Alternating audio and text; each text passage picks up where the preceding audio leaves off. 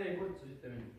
Jah, tõepoolest. Meieni on jõudnud teated, et osa seminariste on kirjutanud kooli juhtkonna vastu kirju ja meid sel viisil laimanud. Ma ei saa aru. Küllap saate. Ma pean silmas seminarist Jaan Jõgeveri, kes on kogu selle vastuhaku organiseerinud. Ning teid ja veel paar 4. kursuse seminaristi sellest kaasanud. See on mingi eksitus. Tema pole küll kedagi solvanud. Siis te ikka teadsite sellest. No ma teadsin, et kirjas nõuti paremaid elutingimused, toitlustuskorda ja inimlikumat suhtumist õpilastesse.